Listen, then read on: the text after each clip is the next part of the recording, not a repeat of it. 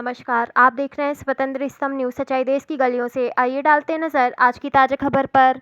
मां आशा देवी प्रबंध समिति के प्रबंधक अतुल भाटिया व राहुल भाटिया के ऊपर आंसू माली ने फरसे से किया वार, कपड़े भी फाड़े। आपको बताते चलें, आदिकाल से आशा देवी मंदिर में भक्तों का लगता है तांता।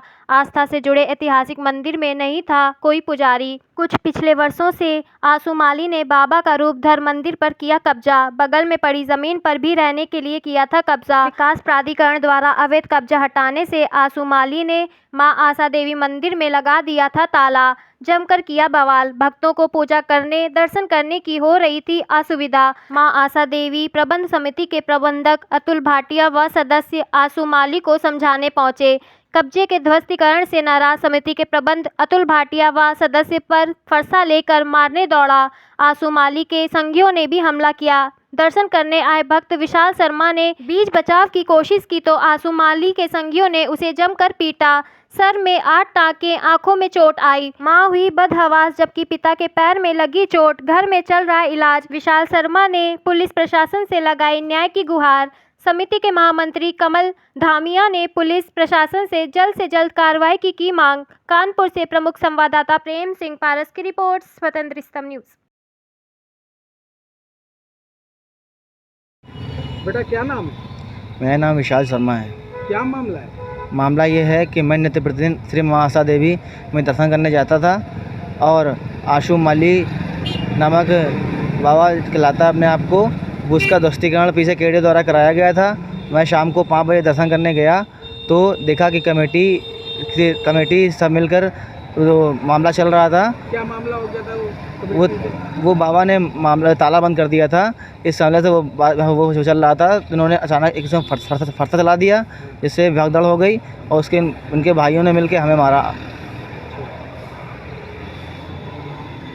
वहाँ का बाबा कौन है?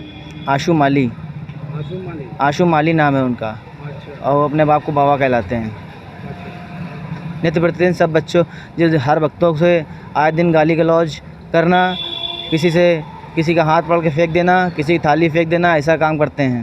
अच्छा, तो आप अभी कहाँ आए थे? मैं पुलिस कमिश्नर के पास आया था अपनी एप्लीकेशन देने। उन्होंने क्या आश्वासन दिया? आश्वासन दिया है कार्रवाई होगी। कार्रवाई होगी। हाँ। आप कौन है? मैं विशाल की माँ बोल रही हूँ। मेरा बच्चा रोज़ मंदिर जाता है, वहाँ पे उन्होंने पकड़ के मेरे बच्चे को किसने मारा? आशू माली ने मेरे बच्चे को बहुत मारा है, बहुत हमला कर दिया, खोपड़ी फाड़ दी और आँखें भी बच गई, नहीं तो फूट जाती। चश्मा भी फोड़ दिया और मोबाइल भी फोड़ दिया, सारी चीज़ें फोड़ दी। और मेरे बच्चे को अगर सब लोग ना वो करते तो मेरे बच्चे को जान से मार देते। अब बताओ, मेरा आदमी तो टूटा पड़ा है, मैं कहाँ जाऊँ? मेरा बच्चा ये एक ही कमाने वाला, अब बताओ मैं किसके सहारे रहूँ? प्रशासन से क्या चाहती हैं आप? प्रशासन से मैं न्याय चाहती हूँ कि मुझे न्याय मिले। कभी ऐसी गलती ना करें कि मेरे बच्चे को हमला करें। भाई साहब, क्या मामला है? परिचय देते हुए बताएं। मेरा नाम अरविंद कुमार सविता है। मैं श्री मां आशा देवी प्रबंध समिति रजिस्टर्ड का महामंत्री हूँ। मामला ऐसा है कि कई वर्षों से ये आशू माली नाम का व्यक्ति मंदिर में घुस आया है, जो यहाँ के सभी भक्तों को परेशान करता है, समिति को परेशान करता है। और कई बार शिकायत करने के बाद भी प्रशासन इस पर ध्यान नहीं दे रही है। और कभी कोई बड़ी दुर्घटना हो सकती है, जैसे अभी 1 तारीख को हो गई। केडीए द्वारा इसने अतिक्रमण बना रखा था अपना, उसको ध्वस्त किया गया। उसके आक्रोश में इसने मंदिर में ताला डाल दिया। मंदिर में ताला डालने के बाद भक्तों को जब दिक्कत हुई तो समिति के लोग भी आए। समिति के लोगों ने ताला खुलाने का प्रयास किया तो दोनों बच्चों से उसने साधुओं को बुलवा लिया। तो जब साधु लोग आए, बातचीत चल रही थी, उसी बीच ये जो है फरसा लेकर के लहराने लगा सबके ऊपर। तो उसी में इसका बच्चा जो है वो आ गया और इसका एक भतीजा था वो आया और एक उसका दोस्त था। ये 4-5 लोग मिल करके सबके ऊपर हमला करने लगे।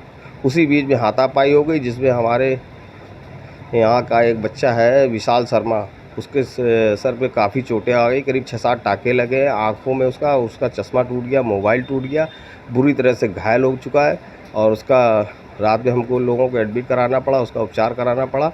अभी भी वो उसकी मानसिक हालत ठीक नहीं है। प्रशासन से मेरी यही गुहार है कि इसको संज्ञान में लें और कोई यहाँ पे घटना ना हो जाए किसी तरह की, और इस आशु माली को इस मंदिर से बाहर निकालने का प्रयास करें, क्योंकि किसी दिन कोई बड़ी दुर्घटना हो सकती है।